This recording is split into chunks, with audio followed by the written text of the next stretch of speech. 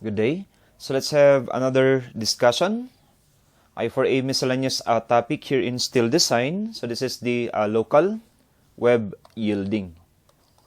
Or basically this is the analysis of flexural members with a concentrated loads. So we have the nominal strength of the web of a beam at the web toe of the fillet when a concentrated load or reaction is applied is to be determined by one of the following two expressions, in which K is the distance from the outer edge of the flange of the web toe of the fillet. So this is again the value of K, outermost edge of the flange to the web toe of the fillet.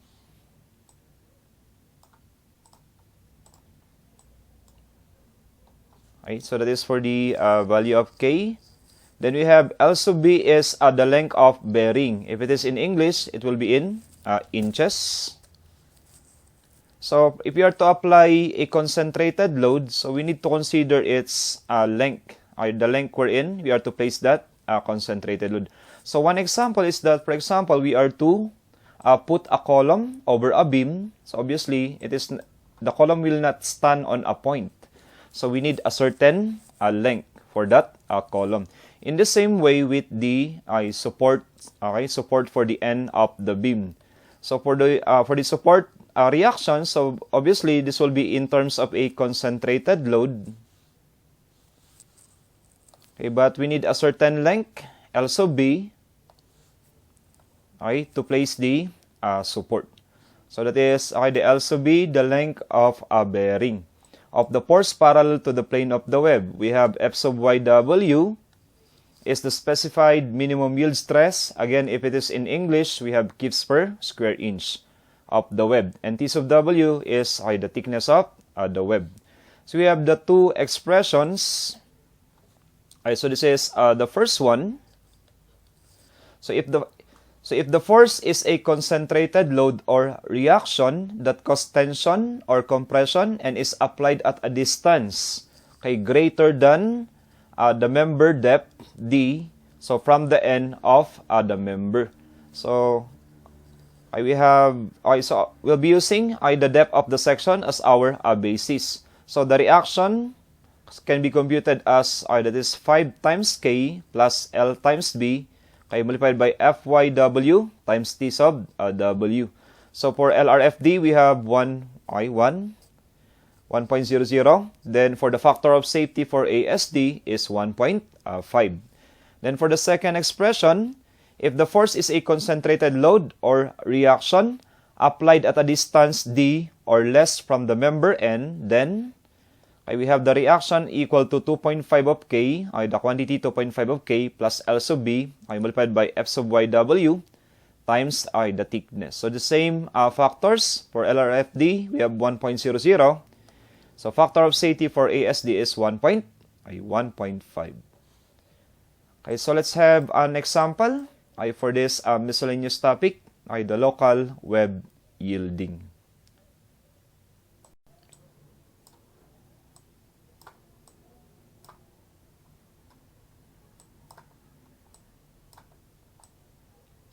Okay, so let's have our example.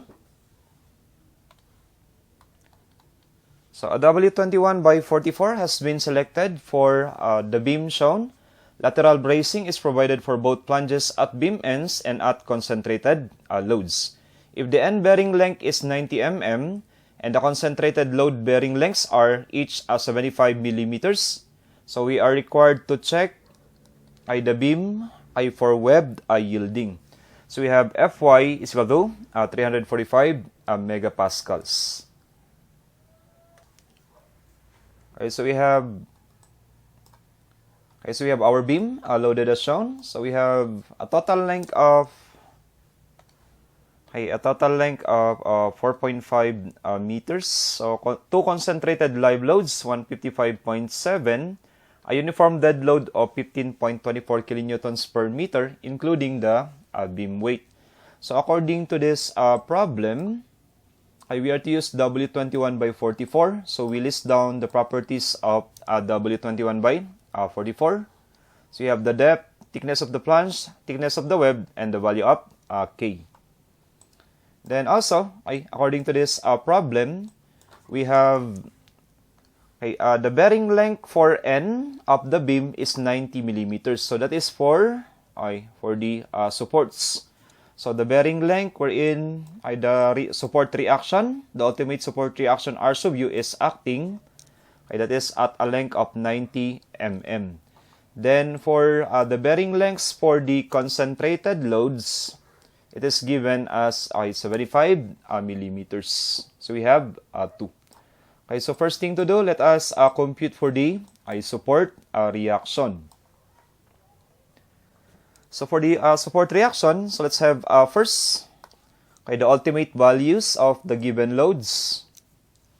So for our ultimate uniform load, supposedly this is 1.2 of the uniform dead load plus 1.6 of the uniform live load. But for this example, we don't have a uniform live load. So we'll be having the ultimate uniform load is equal to 1.2 of 15.24 kilonewtons. So this is 1.2 of 15.24 is equal to 18 point.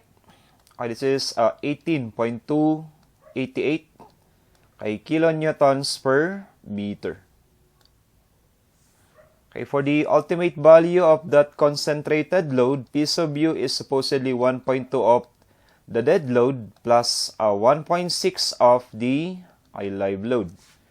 So our concentrated live load is, again, we don't have a concentrated dead load. Okay, we have P sub U is equal to 1.6 of 155.7. And this is equal to 1.6 of 155.7. Okay, so we have that as 249.12. 249.12 kilonewtons. Okay, so since we have now this value, let us compute for the support reaction. So first, we are to deal with the concentrated load at beam ends. That is for the support reaction. So this is for mechanics.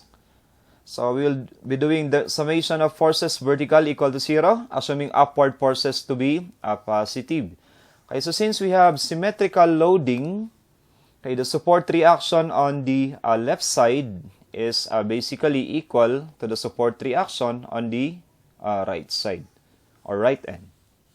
So this is, so by summation of forces vertical, we have twice of R sub U minus twice.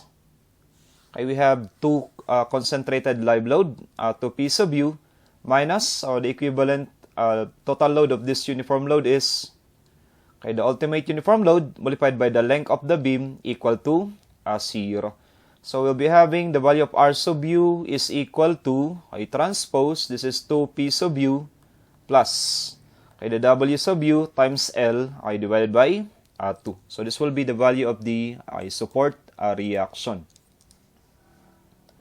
We have R sub U is equal to twice of P sub U.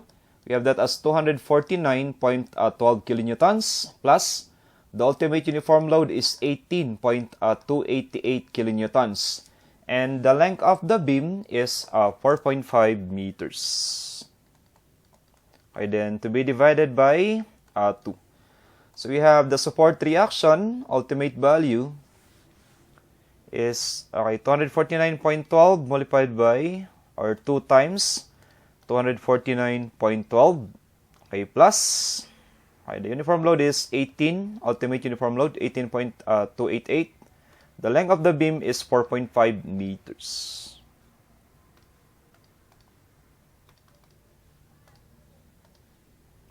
Then to be divided by 2.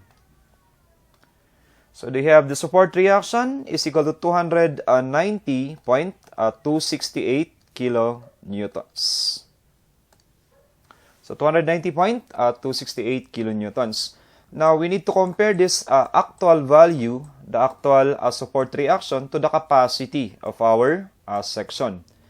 So again, This support reaction is acting at a value or at a distance,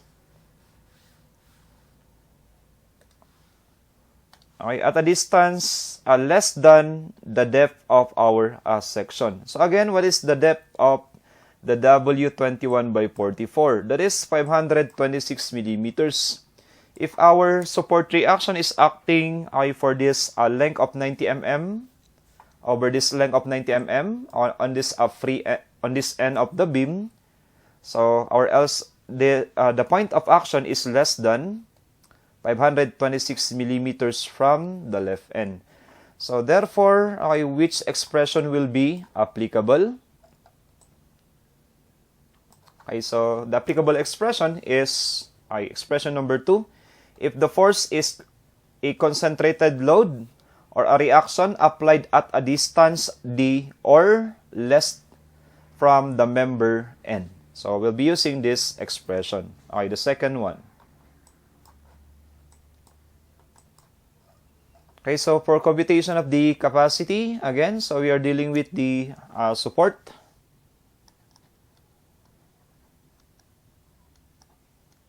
So we are dealing with the support reaction.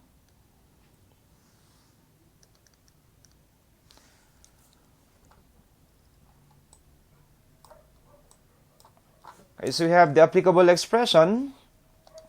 Okay, that will be the R sub n equal to 2.5 of k plus the L sub b multiplied by the F sub y w, then the thickness of the web. So computing for the value of the capacity R sub n, the nominal value, this is equal to 2.5, then multiplied by, what is the value of k? It's 24.1 millimeters for W21 by 44. Okay, we have that as 24.1 mm plus, so the bearing length for the support is 90 millimeters. So plus 90, okay, plus 90 mm.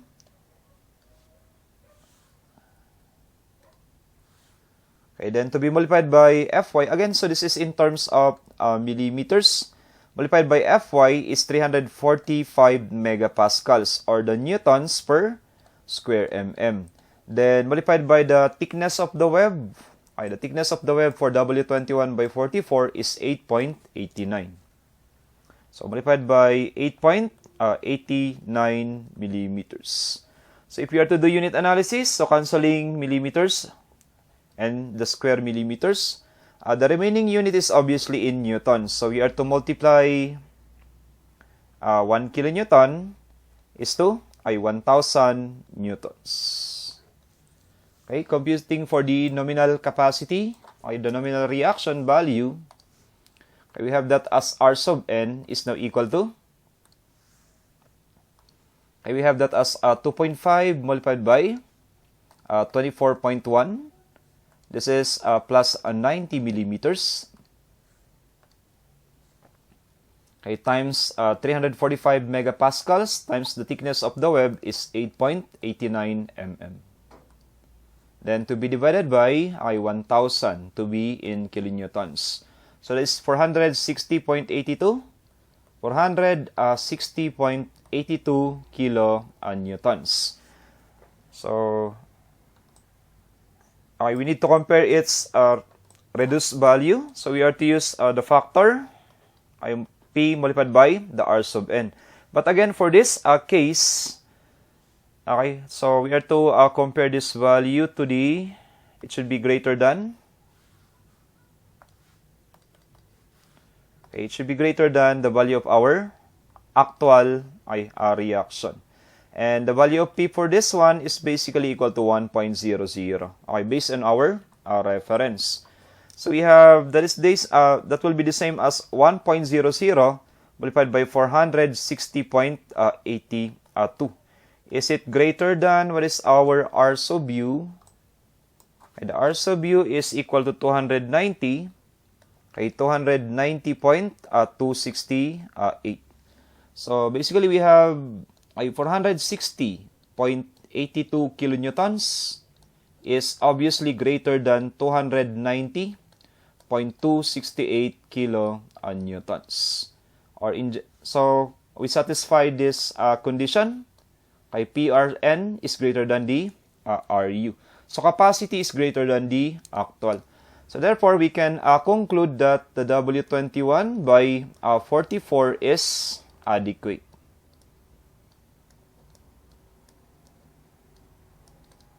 Okay? So when it comes to the concentrated load at the supports, so W21 by 44 is adequate. So what about for the concentrated load P sub U with a bearing length of 75 mm? Okay, so for this concentrated load, so we just need to compare the depth of the beam, which is, again, so the depth of the beam is equal to 526 millimeters. But the point of action of this concentrated loads, so we have two from both ends. So from both ends, the distance or the point of action is at a distance of 1.5 meters. So basically, that is greater than 526 millimeters. So therefore, so which expression is applicable? So this is for at the concentrated loads, or at the concentrated load.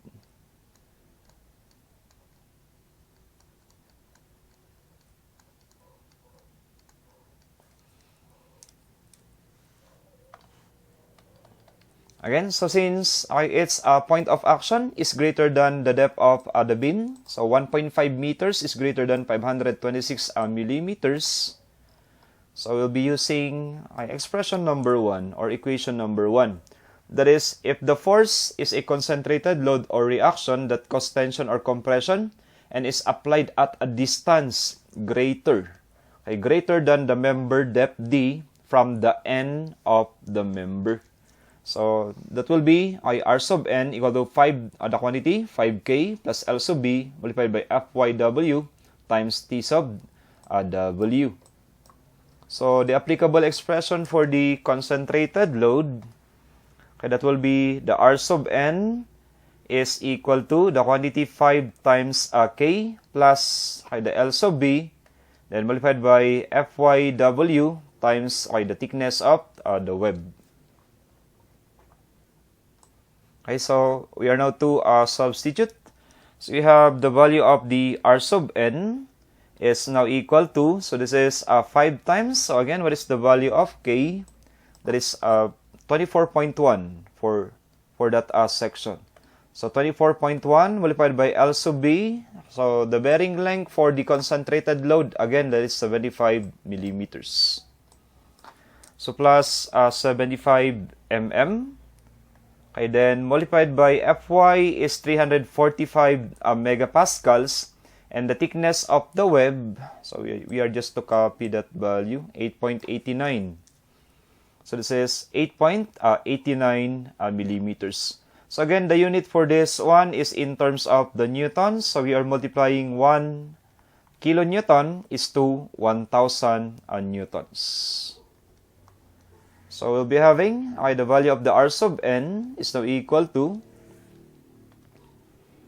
this is 5 times 24.1, K plus 75 millimeters, then to be multiplied by 345 by 8.89 mm. So to be divided by 1,000 for the value to be in kilonewtons. So that is 599.61. 599.61 kilonewtons. So again, so for LRFD, so we need the value, the P of R sub n to be greater than the value of PU for this one. So it should be greater than, since we are dealing now with the concentrated load, it should be greater than the PU. Then again, for the LRFD, the value of P is equal to 1.00. So obviously, I think this one is very obvious. So this is 1.00 multiplied by 599.61 is obviously greater than, what is the ultimate value of the concentrated load? Again, Okay, that is 249.12 kilonewtons. Okay, so greater than? Okay, 249.12 kilonewtons. So we satisfy this expression. Okay, the capacity is greater than the ultimate concentrated load at the point of action of the concentrated load. So therefore, for both support reaction and at the point of the concentrated load, we can now conclude that the W21 by 44 is adequate.